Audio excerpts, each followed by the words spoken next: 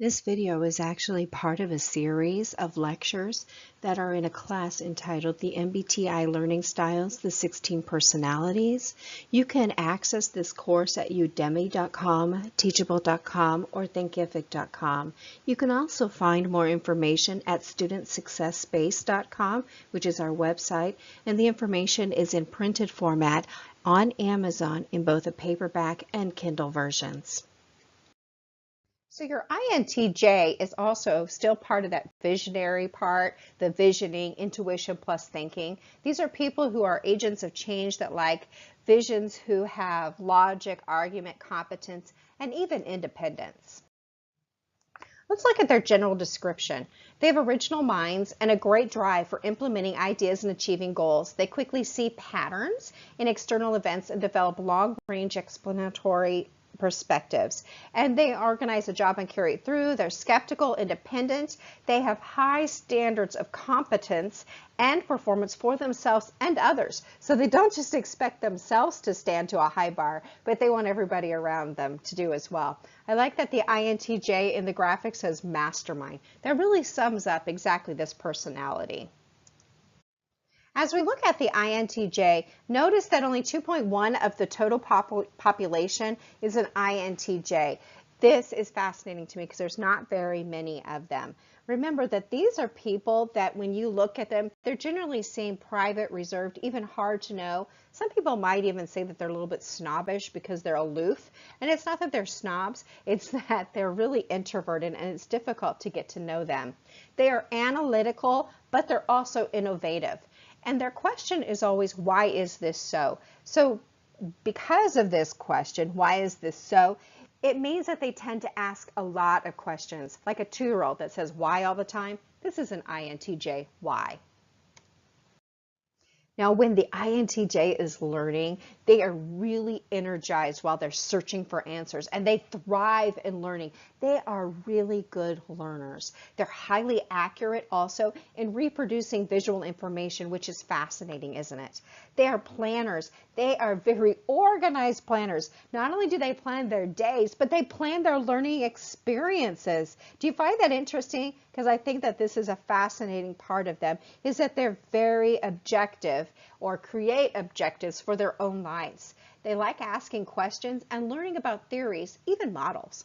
They're analytical, they like practical applications, and because they hold themselves to high standards, they really believe that all learning is going to cause an improvement. And it's not just improvement for themselves, but improvement for others. So they're going to try to change the world through education. They build strong relationships with other learners, but only those who are also high performing. They don't have much use for learners who are not interested in learning. They also enjoy to ask lots of questions. We kind of covered that before. Let's look at their classroom environment. They don't mind a fast classroom or a slow classroom, but they really prefer that moderately paced environment, and they love highly complex materials because they're very quick to grasp that information. They need problems that are solved within the classroom themselves. They like structure, order, predictability, systems, systematic teaching, objectives, rubrics, clear directions, step by step. Do you get the point? They really like that order. I think that kind of really discusses everything, right? Order. That's all about what's relevant and what is planned. Now, they can work in small groups if they have to, and they're okay in partnerships, but more than anything, they would prefer to self-teach. Give them the information and they'll figure it out for themselves. Now, INTJs hate assessments. Oh my gosh, I just cannot emphasize that enough. They hate assessments. And they hate assessments because we have typically taken assessments and made them a one answer only kind of thing. This is like a multiple choice test, right? There's only one right answer. So we want to be able to open up assessments in a way that gives them an opportunity to really learn and to be able to demonstrate what they know. So they would prefer essays, projects, presentations, because they learn effectively from these visual representations. Let's look at some learning comparisons. Now, they are most comfortable in situations where they get to work independently or self-teaching. Remember, they like that self-teaching aspect where they're given the information and allowed to just go at their own pace. They also like reflecting, structure, intellectual challenges, listening, reading, objectives, action plans, and visual information. I really like the idea that they are conceptual, original, and independent. That really is the foundation of who they are. Conceptual, original, and independent. They are less comfortable with knowledge is not presented in a logical manner. Cramming, memorizing, disorganization, assessments, unstructured repetition, details, action without planning, and this is interesting, get rid of the emotions and feelings from the classroom. They do not like that at all. And what happens when you put these kind of situations or attributes into their learning is you have created a situation where they become very aloof and even abrupt. They may become critical of people that are around them, and they're going to be very single-minded. You'll have a hard time winning them back. So as an educator, we want to provide them with lots of visuals, examples, metaphors, and even analogies. Make sure that you vary the activities in your classes, and not just within one class, but from one class to the next. So if you meet on Monday and you're doing all audio visual, then maybe on Tuesday you want to do more outline work and use more hands-on experiences. And since you really have a student here that's a very avid learner, somebody that loves to learning and loves self-teaching, make sure that you give them a substantial amount of additional sources because they're going to take that and really run with it. Allow some classroom time for reflection.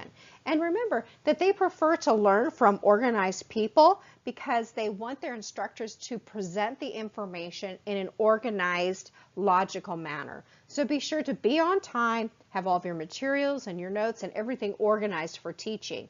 Now they also like to have feedback, but only when it's given one-on-one. It needs to be very personally given. Do not give feedback in front of a classroom. It will be a very big turnoff for an INTJ. Also, another thing that's valuable is to initiate a Q&A session during your classes. Let's look at some ideas of how you can approach learning as an INTJ. Now, because you are a very natural learner, I know it may be difficult to find some ways to really improve, but one thing you can do is to avoid being too rigid in your plans. It could be to the point that you are so focused on the goal that you forget to really enjoy that process, and you want to enjoy the learning process. Remember to build relationships with your peers and classmates because even though you don't like the feelings and the emotions that go with it, it can really help you to synthesize new information and gather new experiences. Study your material. Create questions while you are previewing the material. You want to create some strategic plans. Try Gantt charts. Those are really cool to use when you're doing project planning. Use a learning journal. Those are wonderful. And since INTJs are really effective visual learners, make sure that you really write down your notes in different angles on your notepad. Make sure you use different colored pens, highlighters, different size type, whatever it takes to really make that more of a visual and a visually attractive piece of work. Also, make sure that you leave some space on the edges of your notes so that when you reflect, you'll have some space to be able to write more things down to scaffold that information. Look at Cornell notes. Those are really awesome.